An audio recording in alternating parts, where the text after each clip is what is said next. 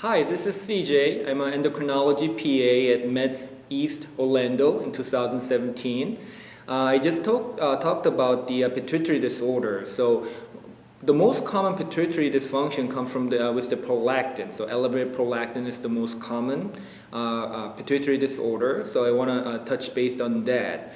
So when you see an elevated prolactin level, there are three things you want to consider. So physiologic causes of it, pharmacologic causes of it, and pathologic causes of it. And it's very important that we go over that list, especially the physiologic and pharmacologic reasons, and rule those out before we move on to the pathologic reasons of hyperprolactinemia. So physiologic reasons, the main thing will be pregnancy. Because of the surge of estrogen, the prolactin levels can go really high, so it's very important that we rule out pregnancy. The other thing is the chest wall stimulation, whether it be from an injury or a breast stimulation, nipple suckling, to nurse. Those are all reasons why the prolactin levels can go high. So one thing to keep in mind.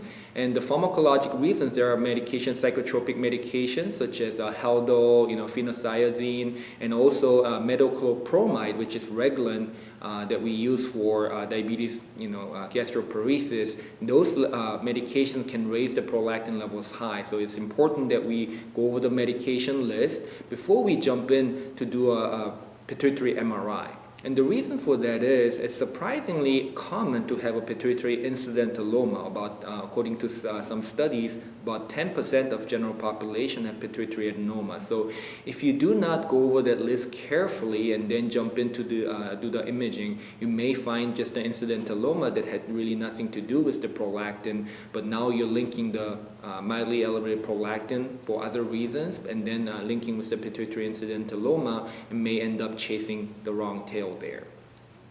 Lastly, I want to mention about acromegaly briefly. Although it's rare, the problem with acromegaly is the delay in diagnosis. Studies have shown that it may be delayed even like 7 to 8 years from the disease onset, and by the time we diagnose them, they already have a lot of complications of it. So although it's rare, it's important that we keep an eye on it, okay, just to consider that in the back of our head.